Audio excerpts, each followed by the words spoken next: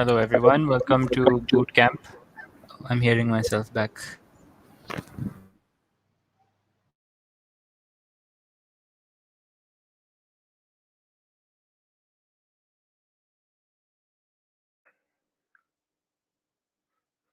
Adil, we can't hear you.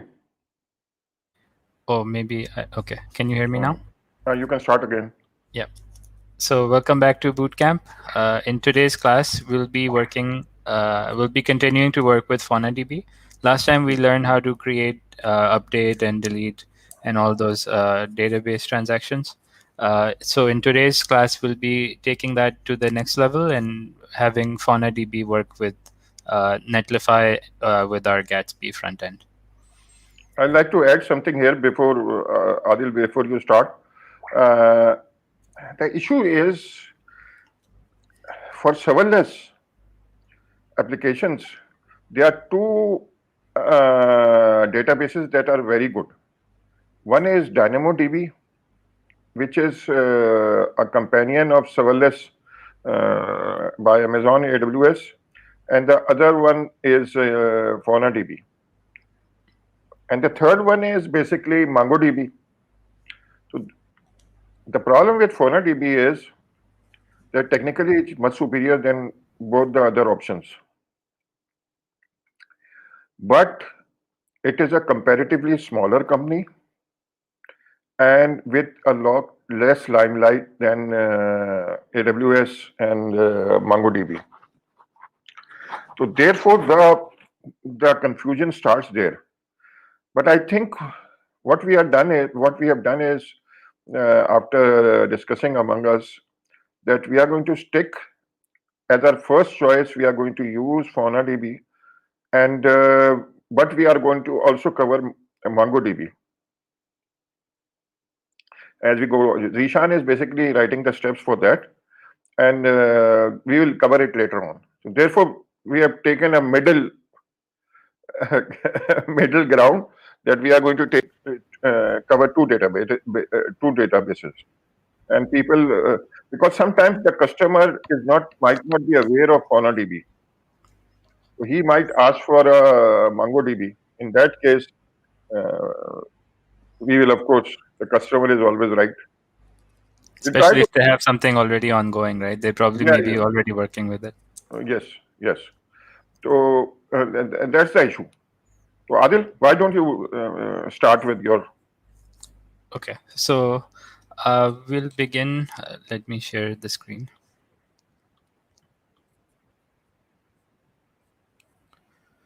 Right. So in the previous class, we finished up until step number 19, and so today we'll continue with step 20, which is Gatsby, Netlify functions, and then FaunaDB. So let's take a look at what we need to do in the steps here. So I think we don't really need to do a review of step 18. We just did this the other day. So we can just proceed. And I'll open up this code here.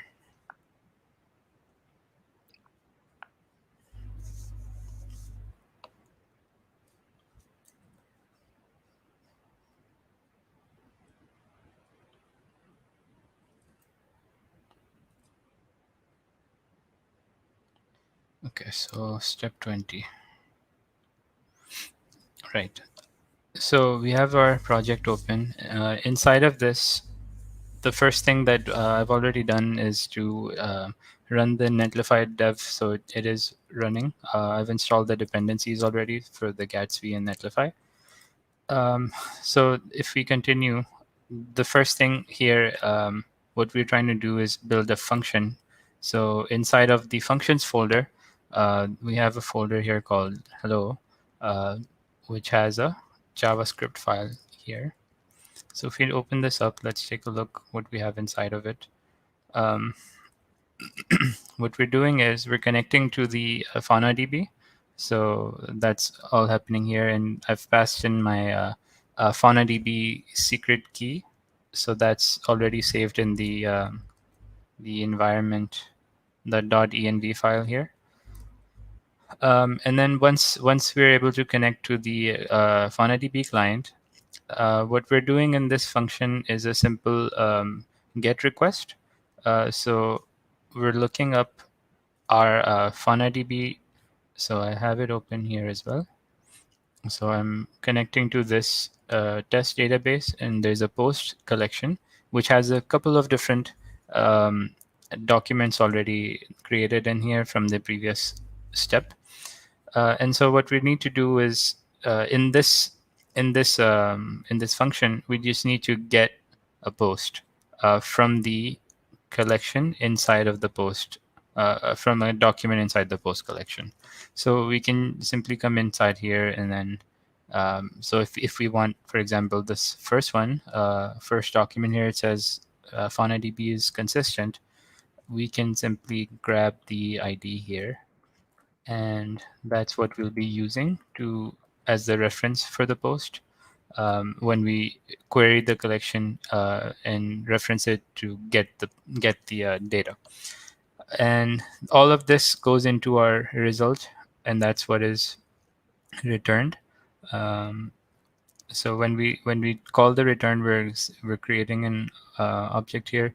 So the first thing that's being returned by this function is a status code of 200. In this case, because it is successfully running, so this status code 200 says it's all good.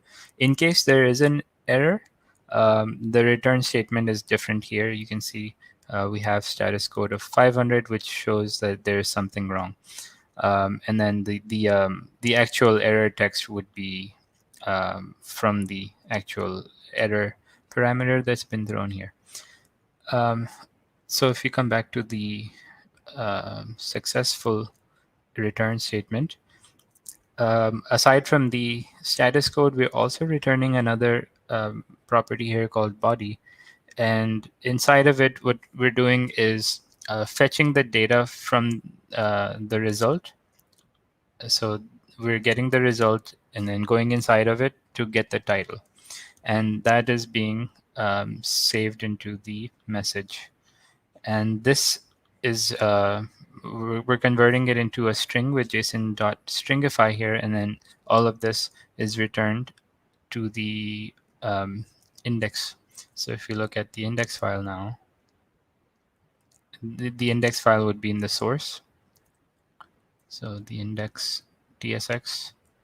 Here, this is where we would be calling the function. So this hello function is being called inside of the index file here. So the way to do this here is firstly, we have created we're creating a state here, which has a default value of just some text here. And then the syntax, as we've seen before, whenever we use the use state, is we have the variable that contains the data for the state, and then the name of the function that we would use to update the state.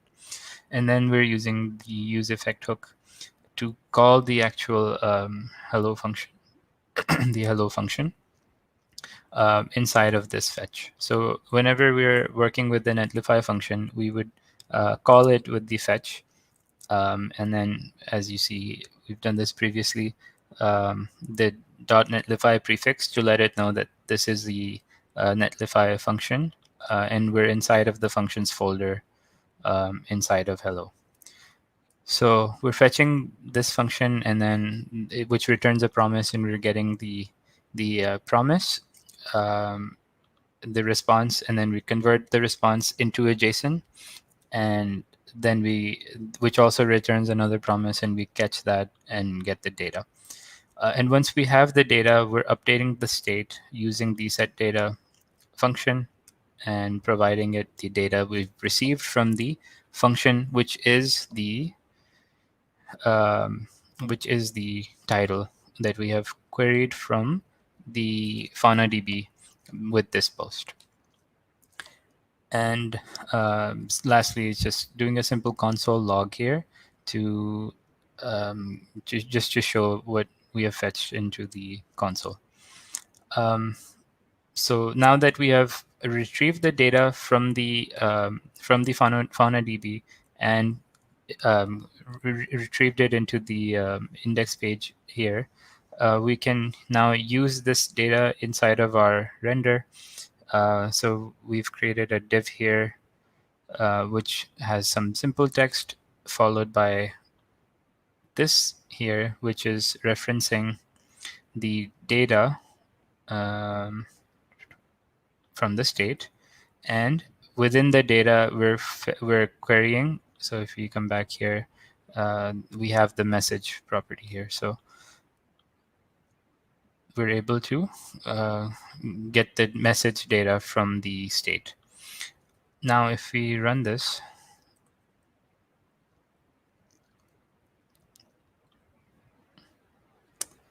in terminal,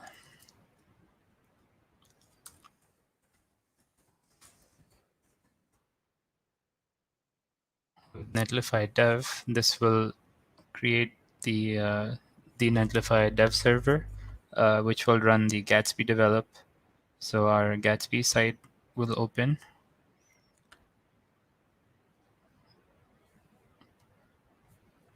This takes a second.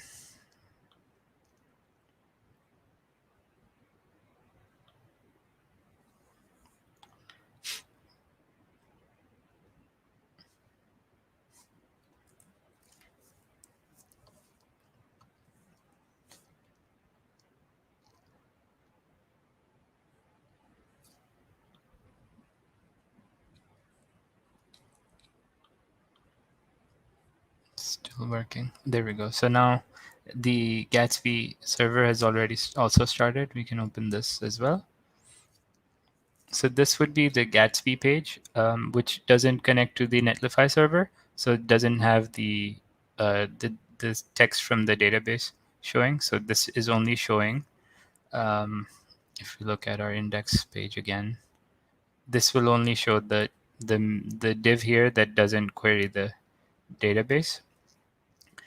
But if we look at the other URL here, this is the Netlify dev URL. So here we can see the text that's being fetched from the document here. So Faunadb is consistent. So whichever ID we have been querying, so if we were querying the second one, we could use this ID, for example, inside of the function.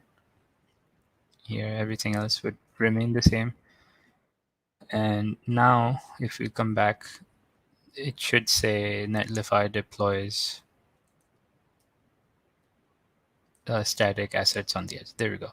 So this is how we can use Fauna database with the Netlify function to query data and show it into the Gatsby app here.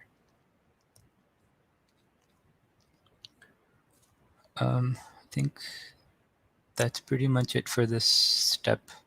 I'm going to skip over the deployment to Netlify. I think we've shown this already, so we can go to the next step and work on the Formik. Okay, so in step 21 now, what we've been able to do now is create the UI, and it connects to the Faunadb, and it shows the data being returned from the collection. Now what we want to do is we want to do the opposite. So instead of getting the data, now we want to post the data to the Faunadb. So we want to create a new collection, and inside of that collection, we'd be able to create some documents from the app. Okay, so I'm going to close out of these and jump to step 21. So with step 20, we had a function for hello, which was getting the query from the database. Here, we're going to be adding something to the database. So open this file and also our index file. Okay, so let's run through this.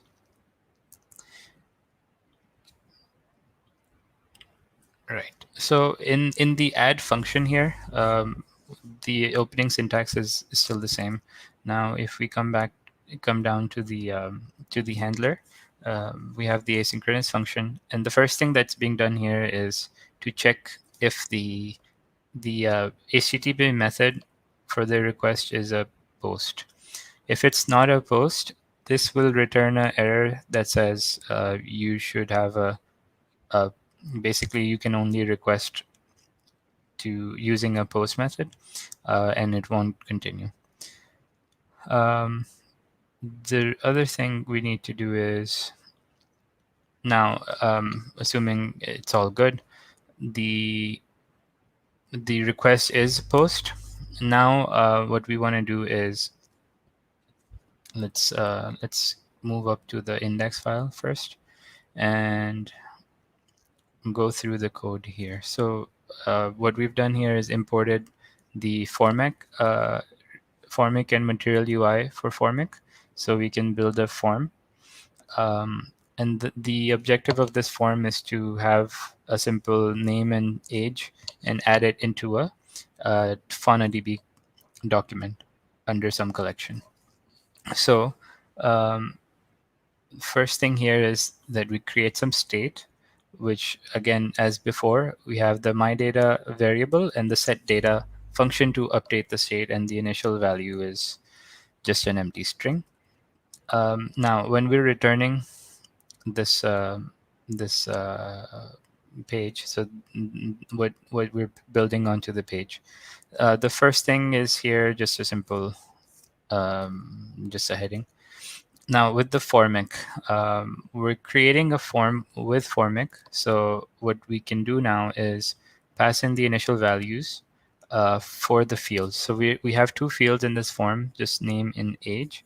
And we can run some changes here. Maybe we can do first name and last name, like this, and we can keep the age. So now we have three values here. And then the next thing that we need is what happens when this form is submitted. So on the submit, we take in an arrow function here, and the function takes in a parameter for values, and those values are used to fetch the data that we're trying to get. So here we're going to fetch the function that we need to code here in the add function, and here we're telling it that the method is post because previously we have mentioned here that it has to be post. So as part of the request, we're sending in the method post, and then here we're sending the values. So the values that are submitted, these are sent along with the request. So we'll be sending the first name, the last name, and the age, and these are converted to a string. So this would then be received here in the context. And now what we can do is we are creating a variable here called the request object, and within it, what we're doing is parsing the data that was sent from the page, so the event.body, and now this would be converted back to a JSON object from the string. So now we would have an object of first name, last name, and age here, and then we can continue to connect to the database using the secret key. And the thing that's happening here now is to create the actual collection. Not the collection, sorry, the document. So it's looking for a collection called the directory. So I don't have it here in my Faunadb, so I can just create one here. So I'll call it directory and save it. So this will just give me a document, a collection with no documents here. And now this function would be able to connect to this collection called directory, within which it could create this document. So here I have the name, the age, but we made a change here for the last name as well. So I can, first name, and this would look for the first name. and then add, this could be last name, and then the age as well. So now the document would be created with the first name, the last name, and the age, like this. And then once it's been created, there's just a simple console log here, which returns the ID of the created document. And once all of this is completed, in the return, we're returning the status code of 200 that makes it a successful execution of this function, and then returning also the body, which would include just a string, which is the ID of the created document. So now we have this. If we come back to the index now, we have now looked over the function which is working on this request.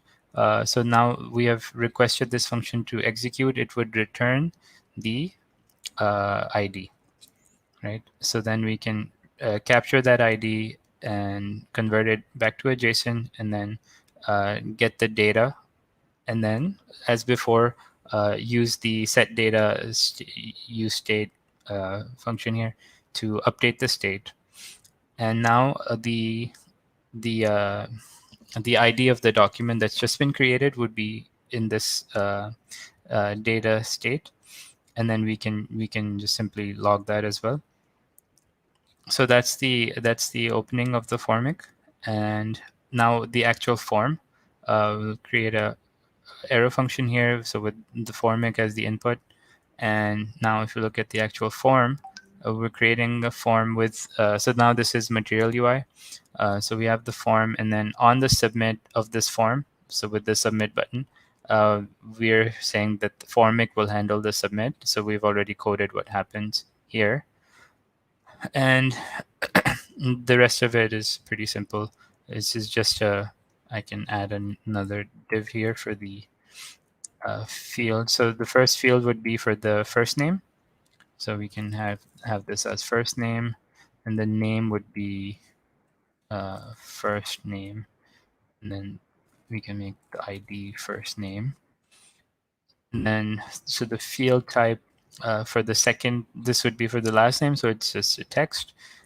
This would be the same Material UI type of, and then the label here, we can make it last name. And so the name here could be last name, and then the ID would be last name.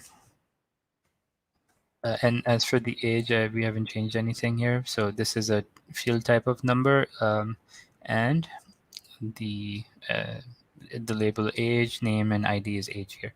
So that's all good. And then the button just says add. So that's the form. And close the Formik, and then at the end, this is saying mydata.id. So this doesn't return anything until after we submit the data. So once the form has been submitted, this will um, this will access the state here and return the ID of the document that's been created, and it'll just show the ID. So that's how we can use Formik. Let's run this in the terminal. Let me close out of this one. So the Formik, we do Netlify dev.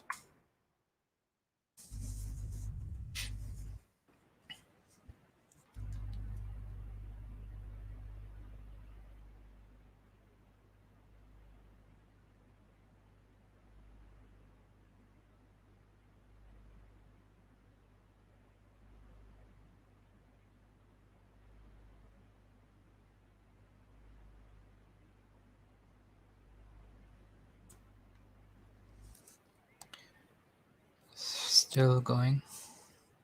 Almost done.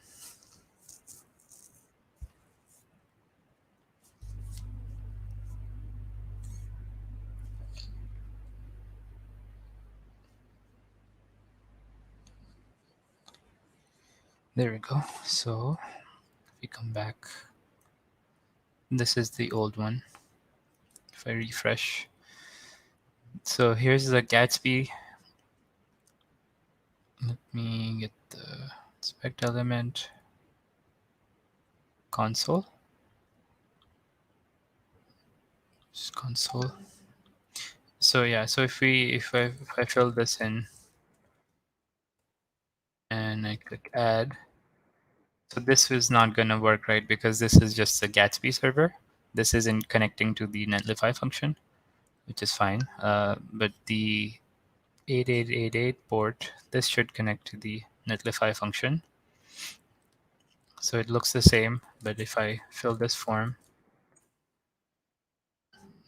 the element console, yeah, so oops, console, yeah. So if I add this now, there you go. So it creates the object. So I have all the three fields, and then it returns, once it executes the add function, it returns the ID of the document that's been created. So we see this ID here, and we can take this, go to the Faunadb, and if you look here, we have a document that's been created inside the directory collection, which contains the data, the first name, the last name, and the age that was submitted with this form. With this form, actually, this is our Netlify server. So that is, I think that is it on step 21. Yeah. Adil, I only have one question. Is the age for sure 30? Yeah. Yep. Okay. If you tell. Do you want to see my ID? Do you want to see my ID for I believe. verification?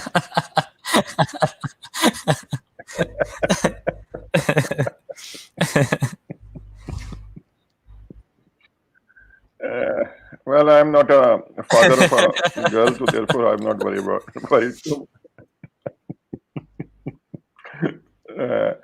Okay, now what we are going to do is move to the next. Adil, could you please open Zeeshan? How are you doing? How are you doing today? He's on mute.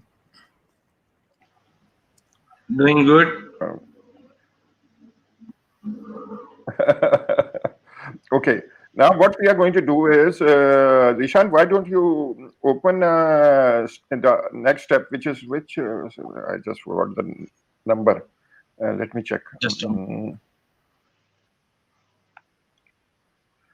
I guess it's 22. Yes. Could you share it on the screen so that we together we are going to discuss it? Yes, it's on. Because this is a very important step. This is a very important step. Why? Yes. GraphQL is becoming the de facto API standard. And we are going to use it extensively as we go forward. Now, first thing is, if you take a look, go up, look at the source code. And let's first look at the server, which is the, and if you go to GraphQL, hello, we'll have to a bit, increase the focus. Now, first of all, the first thing you note is that everybody Is it enough knows or should I increase more? a little bit more if possible.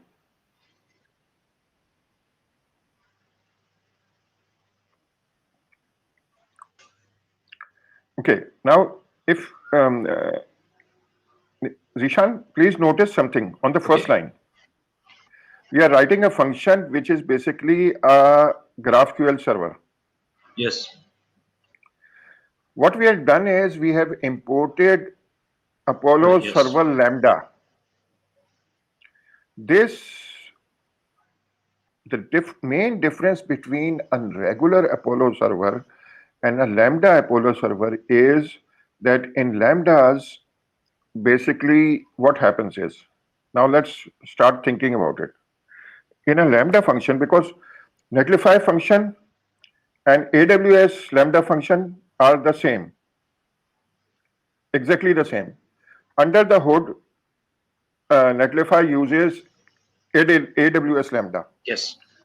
So therefore, they are exactly the same. So therefore, how do they work? They work by when you basically start, when you receive the first call to the Lambda function. It is called a cold load. Code in a cold load, basically what it does is it loads the function Cool. cold in memory.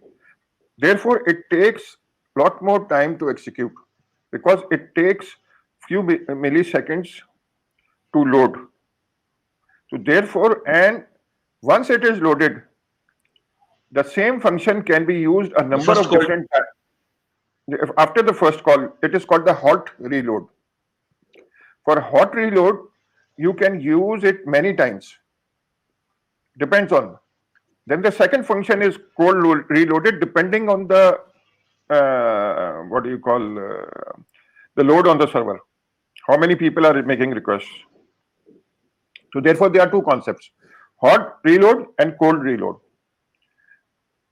You start out by cold reload, and then now when you cold reload, therefore it is different from the regular.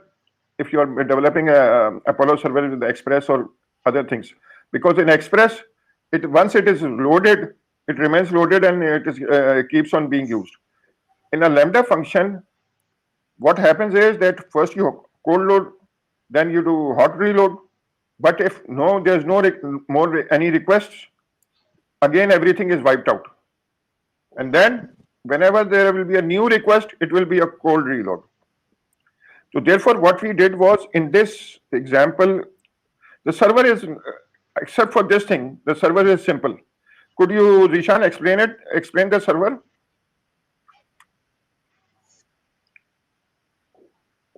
Yes. Yes. Okay. So first thing, Uh, as Zia was mentioning, cold and warm call. Basically, uh, it's that's the beauty of the Lambda functions, that once you deploy, they are not became a memory hog into the server. They are just there is no loaded function in the memory. Once you send the first call to the function, AWS create a container, load that function, install the dependencies, and set up the function for the very first time, and then that function becomes available to you, and your first request being entertained. When you hit the second request, because function was being loaded and it is in memory, and that means for second request must be within some specified time, so it will not have to load that function again, and second request will be entertained directly. If your function is being unused for particular amount of time, you can decide that, or AWS decide that, then AWS close your function, clean memory, everything is closed, and there will be no footprint of your function. And then you call that function again, so it will reload that function again, set up everything again, and then the first call again will took bit more time. That's why you need to handle it.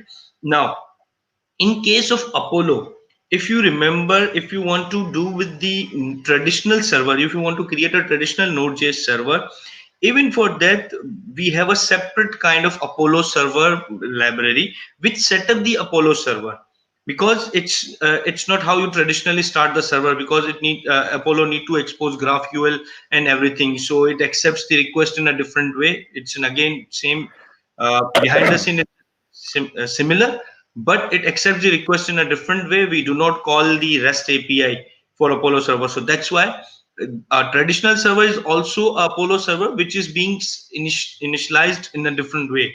Same goes for the lambda function, because the way we saw Adil shows, Adil explains two examples with the lambda function. So we saw that there is a function named handler and we add all the code. In case of lambda, we need in case of Apollo, we need a server in a different way, because it needs to be entertained in a different style. It will not be a simple API REST API call. So for that, what you need to understand that first we need to a specialized library for the Apollo server lambda. So that this library only for the lambda. So it's specified for the lambda functions. It gives us Apollo server and GQL variable. And as we have seen Apollo in detail, first we need to define types. So either I'm creating a user, so I'll be have a user type, I'll be a student type, I will have a course type. We'll define all those types here. And then to call the data from the client to the server, we need to create a query. So that's type query, and we say that message. So that means when we send a query from the client for the message on this server, it will return this message server. For this message to be entertained, we must have a resolver. That's again what Apollo does, GraphQL Apollo does. So we create a resolver. Inside that resolver, we have provided the query. So that means that resolver will entertain the query coming from the client. And then we created an object, and inside that object, we created a keyword message, and you need to see this message and this message should be same. That means we are showing to the client that we accept queries.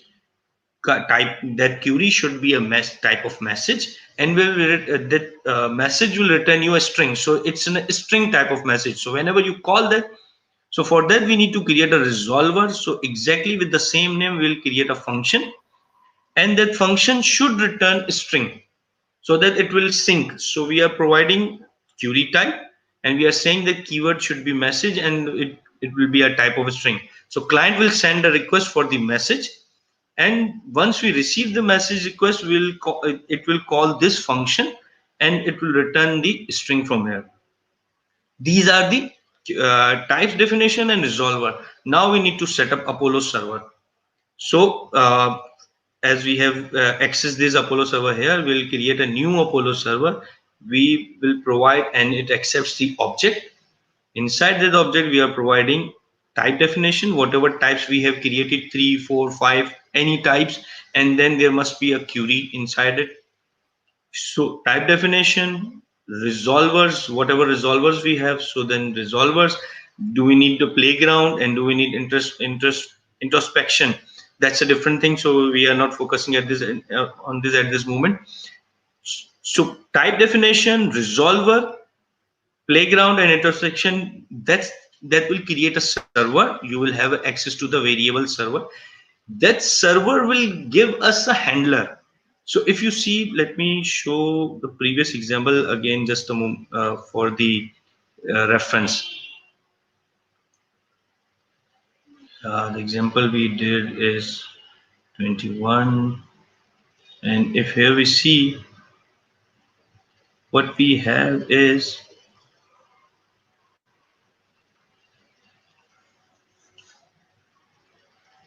we need to export a function named handler, and there will be a function. That's a simple function with Node.js in it, and it's a lambda function. So whenever you need to create a lambda function, you need to export handler, and that will accept a function. In case of Apollo GraphQL server itself gives you the handler function, and you need to use that handler function. So we are exporting the handler again, but the function we are receiving from the Apollo server. So that's why we need to call it this way. And then once we send the query or hit the server, it will handle by this function, and this function will handle all these things by itself, like the Apollo did for any Node.js server. So that's how this server is being will be implemented. Okay, thank you so much. Now the issue is, if you go back, Zeeshan, to the README file of this step. Sure. Yes. And go a little bit down. Go down. Now open this demo of link. Go up a little bit. No. This thing. Yeah. Okay. Yes. Yeah. Now let me explain it. For beginners, it's going to be a little bit tough, but I and Zeeshan are both going to try to explain. The issue is GraphQL is just like REST APIs. Up to now, what we had done is, in the contentful example, in the contentful step, we called GraphQL at the build time. Yes. Now, you can call GraphQL, Adil, at two times, either at build time or at runtime. You need a data. Now, even I got a bit confused, especially because when you are using it with Gatsby, the configuration is a little bit different, so you get confused. And the documentation is very sparse as far as Gatsby is concerned, except for this comprehensive example which I basically showed you, showing you right now. I couldn't find anything else. But this is a very good example. Other people have also given example, but they are confused and most of them don't work. Now, let me repeat. If we are going to call this server, is it, Zeeshan, at runtime or build time? In case of Apollo server, it will be a runtime. Why? It might be at run. Because we are calling the we'll be calling from the Apollo client library, not Yes. with the Gatsby static query. Yes. Now, what it is, you are calling it. Now, look at this example. In this example, the first thing you notice is they have called it, they have built this Gatsby example, and they have used both GraphQL queries, both at runtime and build time. What I have done is, in my example, I've only done it at runtime, because for build time, it's already done in contentful example. But I separated the two because newbies might get confused. But for the advanced developers who understand what is happening, like Zeeshan and Adil and rest of the people. Now, take a look at gatsby-config.js. Open it.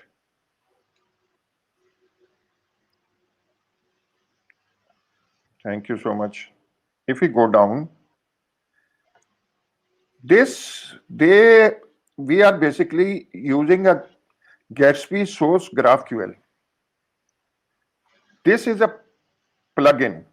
Zeeshan, is Yes. it being here? Are we going to use this plugin for build time or runtime? That's the plugin for the build time. Gatsby provided for us to use the static Exactly. content for the build time. Exactly. So therefore, this plugin, look at the URL. This URL, whatever the /GraphQL, this data is being extracted from the GraphQL server at build time. You only have to do this at build time, and then what do you do? What you do, you can basically create pages and whatever, show data and rest of the stuff. Now, if we go back,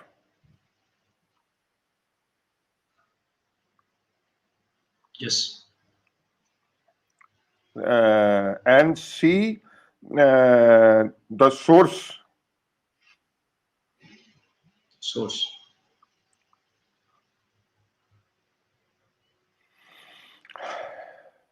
Before we Can go you into the see? before, let's check out the pages. Okay. We have index.js. Mhm.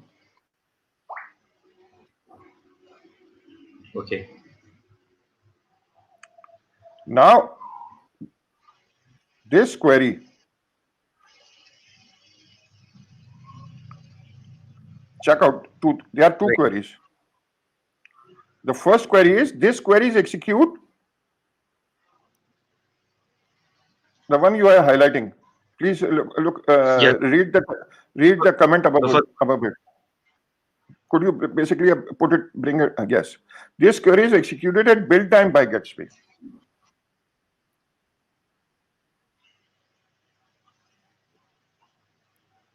Now, yes. this query is, then if you go down, ignore the second query for now. Okay. So therefore, what we have done is, we have on the build time, we have used the above query to basically populate some data here. It will happen at build time. You can all the students can read it because we have already covered build time queries. Yes. And later on, when Zeeshan has reviewed it, all of it, he will explain it. Now, let me first cover it. We are going to do it 3-4 times because it gets confusing. Now, if we go back to the source, Source. yes, remember in Apollo client, basically create a provider, Yes. and let's go to the client.js. This is in an Apollo directory. Now what we are doing is creating a client, Zeeshan, for build time or runtime? This client is a runtime. At runtime. And now what we did was, look at this. The code is more or less the same as in Yes. React. What we have It's done is, exactly the same. huh? Exactly the same. It's Yes. exactly the same created by the client. But the configuration will be different. Let's see. Just a bit. Wait a minute. Yes.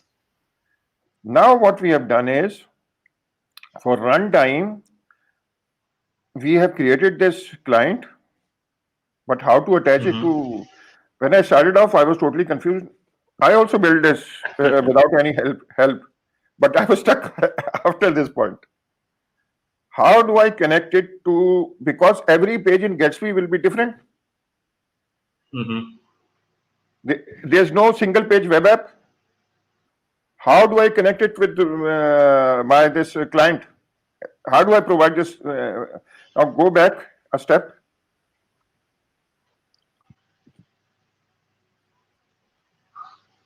No, no. Yes.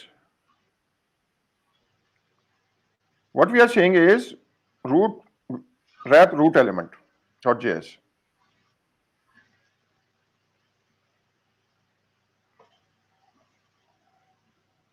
Now look at this. What we have done is we have we are saying here that we have created a function which is basically whatever the element we pass in wrap root element, it basically wraps it with Apollo provider. But still there is a problem. How, who is calling this wrap root element? Mm. In the first, at the first thing, I can't understand it. Where is it being called? Now go back. You call it at two places.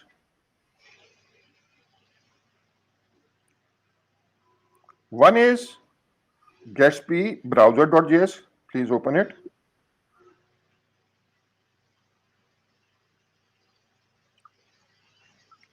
And here, what we have done is We have imported it.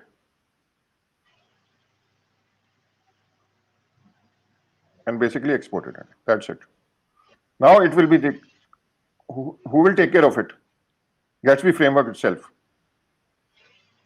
Yes. But the documentation says that you have to do it at two places. Here, and there is another file called SSR, Gatsby SSR, -SSR. If you go and check it out, it will have an exact copy of this thing. Yes. Now, Both have the same. Yes. now we have set up the runtime thing. And now if we go back to the source in index, the second query, I guess I have.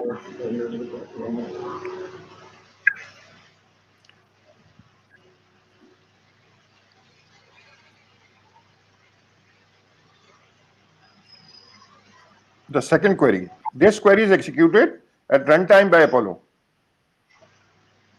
Yes.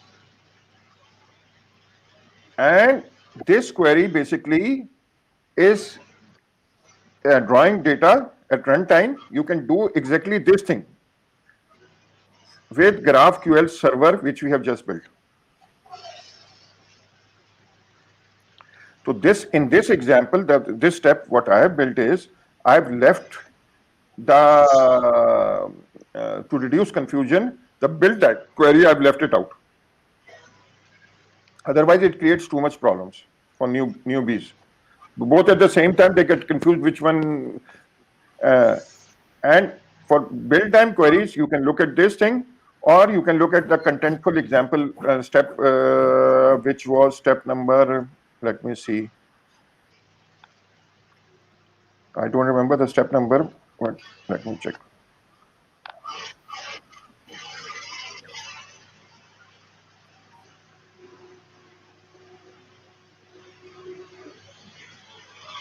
Step number 9. 09 and step 10. Yes. 9 and 10. So therefore, if you want to see how to make a query, this one, now if you have a general source, GraphQL source, you don't need to do, in that example, we were using contentful plugin.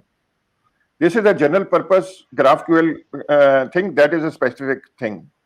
But both are doing it, plugins are basically for build time. Now, Zeeshan, could you take this example from beginning again, explain it, how these two things are different, and in this, the code they have shown. We are going to go to our code later on. First, let's explain this code again. Okay. Please go Okay. ahead. So so the first thing what you need to understand, everybody need to understand that we are learning Gatsby and the Jam stack and all these things because what we need is we need a fast website, fast web application, fast pages, and for that we use Gatsby. So it generates all the pages at the build time, and then you can deploy the pages on any CDN so that you can access those pages fastly. So Gatsby help us in this case, but when you need to build the pages, sometimes you need to change the content and then you need to rebuild again. So that's why what we have is what Gatsby provides, or what other system provides us, is a headless CMS, so that you have a contentful server. It's one of the example of headless CMS, that you use a contentful service. You add all your data over there, and you somehow connect Gatsby to that contentful server, so that whenever Gatsby builds your pages at build time, it's whenever we want to build our static pages at build time, it go to that contentful server, contact that contentful server, fetch the data, then build the pages, and then you have a static pages. Now then you can post those static pages on any, deploy those static pages on any CD. Sorry for interrupting. I just want to add here. It doesn't just have to be a contentful server. It can be any GraphQL source. Yes. It can be, and I repeat, It can be any GraphQL source which you are using at build time. Yes, please go ahead. Yes. That. Thank you for the correction. So any GraphQL server you can contact using the Gatsby. So the difference is how you contact the server that creates the build time and runtime difference. So if you contact to the server with the Gatsby provided GraphQL functions, which we have used in our example, in the step 9, we have seen we have called use static GraphQL. There was a function we call use static GraphQL, and we provide queries into that. So that's a build time query. So whenever Gatsby tries to build the pages, it identifies the use static GraphQL function, and then it calls that GraphQL source and fetch the data from that server. So that's at the point of static at the build time. But sometimes you need data. Let's say you are creating an e-commerce application and you have pages of your product, and you need to fetch the likes of your pages of your product. So maybe you need that likes live. So you need to call that function at the runtime, not at the build time, because build time is the ones. So whatever likes we have at the build time, it will not get updated until you build it again. So you need it runtime. So to call it from the runtime, if you are talking about the call it from runtime, so two examples which Adil has shown us is the REST API. We call to the Lambda function using the REST API. Another is we can call exactly, we want to call the Lambda function, but we want to talk as a GraphQL query, not the REST API query. We do not want to call it as a REST API. We want to contact the server with the GraphQL.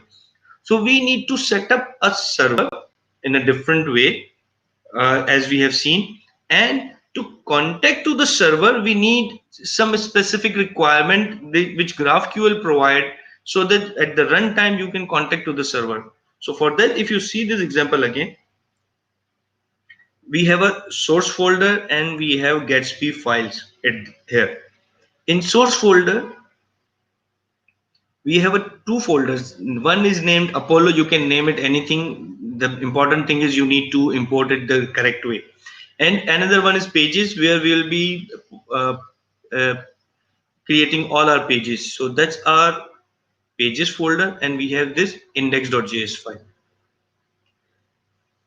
Now if you see, we are importing GraphQL from Gatsby, use query from Apollo @client. So that's a different. We have not imported the use static query because Gatsby provides calling of a static function directly. So if you do not call it, there is two ways of calling the static queries. So you need to see this. That's an important difference. The Apollo/client. So whatever GraphQL server you are talking with this use query function, that will be a runtime. That will not be a build time. And if you are talking to the GraphQL server with Gatsby query, so that will be a build time. And that's a GraphQL GQL. So now you can see we are using GraphQL query, and then we are providing a query. That's GraphQL coming from the Gatsby. So we are using this static query, so that will be executed at the build time. Now the same type queries will be always be same, just a different what you are calling and what you are talking. So you can see GQL, and this GQL is a normal GraphQL tag. It's not from the Gatsby GraphQL. And then we have provided the query. So we are creating a two query. This query will be executed at the build time, and this query will be executed at the runtime. And how we call it, if you see default export data, this is it has created the function directly. This Gatsby, it's a default function, so you might get confused. It's a function. We are creating a component, so that's you can see in. So it's we are receiving function over here. That's the static data we are receiving inside the Gatsby. And Once the function starts, we are calling this use query and passing this variable. So this use query is the Apollo client query, and that's what it will. That's why it will call at the runtime, not at the compile time or build time.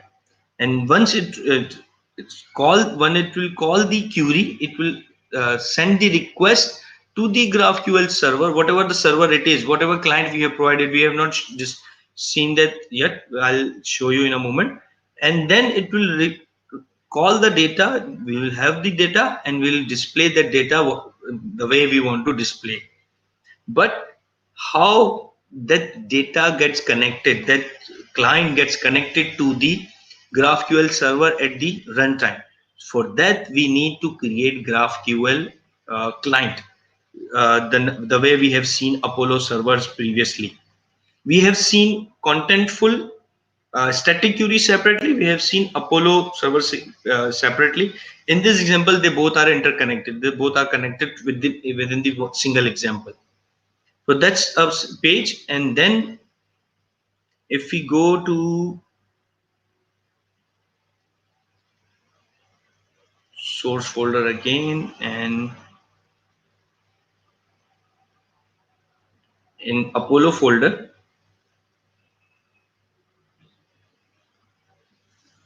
so we have seen the page which is accessing the GraphQL query at the build time and at the runtime. So for build time, what we need to understand is, for build time we need to provide a source here in plugin Gatsby config, so that when Gatsby tries to build your application, it contact to the server. So whatever server you want to contact with the at the build time, you need to provide over here. So Gatsby source GraphQL and options, the name, the field, and the URL of the server. So we will be providing the server at build time from here. But for the runtime, we need to contact to the runtime, the server, GraphQL server, with the runtime client. And for that, we need to have,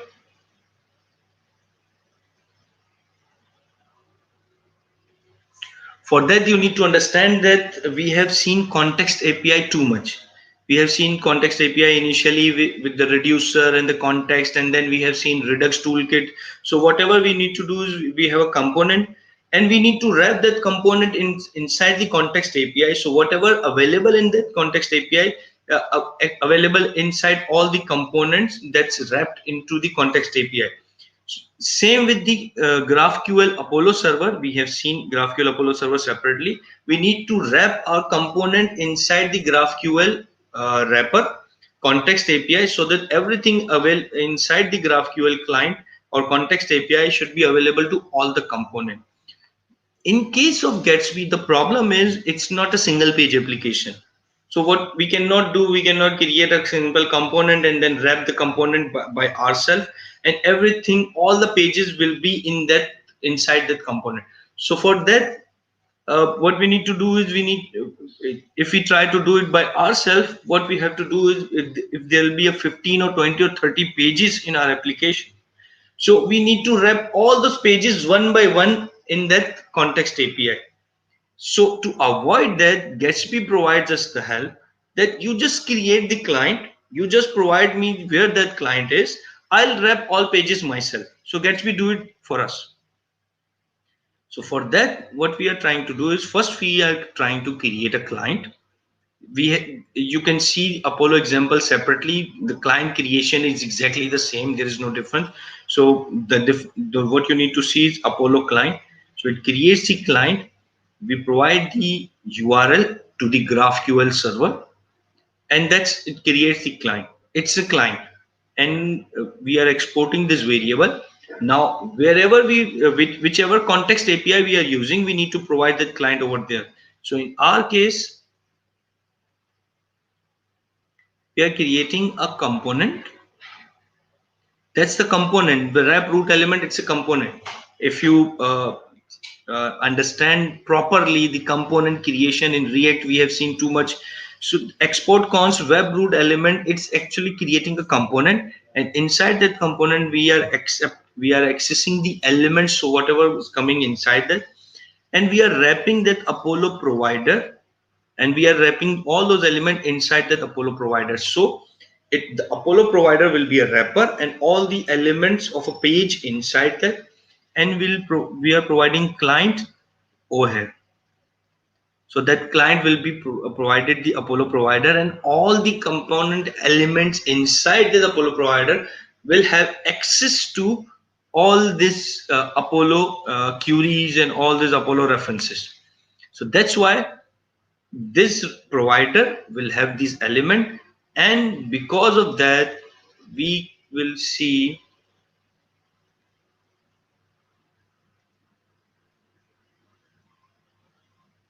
that this index page can access the GraphQL query and all these properties. Otherwise, if you will not provide this client, it will not access. But we have not provided that client over here. So assume that this complete div, just for the uh, assumption or understanding, this complete div will be inside Apollo provider. The Apollo provider we have just seen. So this complete div inside the Apollo providers. That's why everything inside that component can access the Apollo server. Now uh, the index file is done, and we have seen the root element. Now what we need to do is we need to tell the Gatsby that which root element or which context API or function component we have created that needs to wrap around all pages. So we need to tell that to Gatsby. For that, Gatsby says you need to add it at two places. So in Gatsby, you need to provide. So you can see SRC Apollo web root element, and that's web root element is.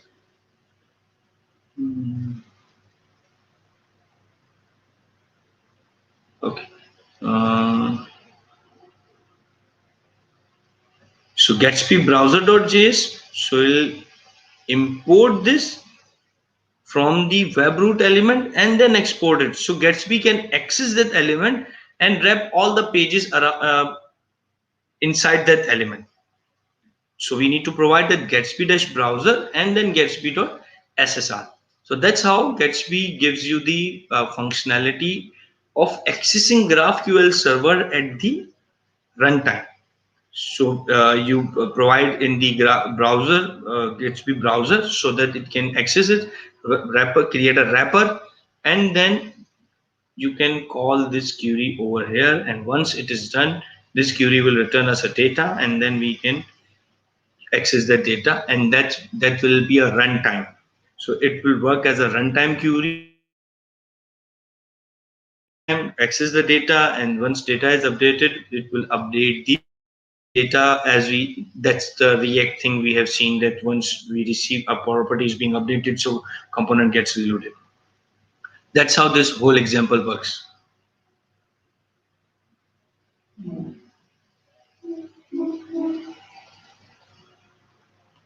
Zeeshan, thank you so much. You did a marvelous job. Let's go back to our example. What we are going to do is, we don't have enough time right now to basically do it from zero. What we are going to do is just use it. The first thing is, Zeeshan is going to cover this next week, but with a correction. And I was not able to solve it. What I hate most about this thing is the example I did was, look at this, Zeeshan, example Apollo client. Yes. You're just showing it on the right side. Yes. It's already there on the screen. Now look at this. This does not have a relative URL. It has an absolute No, you can URL. do this. It will work fine. No, I was doing it with, it was not working with me. The next time you do it, what we are going to do is basically next start class, Zeeshan is going to start off and basically build this example entirely with relative URL. Okay. because we have already done in depth, and I think most of the students will be extremely tired. So we are going to continue with it in the next class, where we are going to, we have basically covered the concept. Now we are going to do the code. Zeeshan is going to do step number 22. Okay. And Adil will take after 22. 23, what is 23 step? Let me see.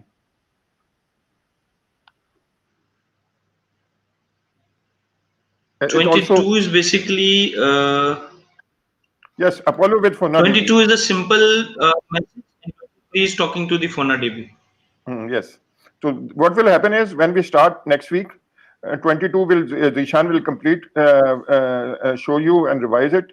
22 with local with sorry, relative URL, and Adil will do step number 23 with Faunadb.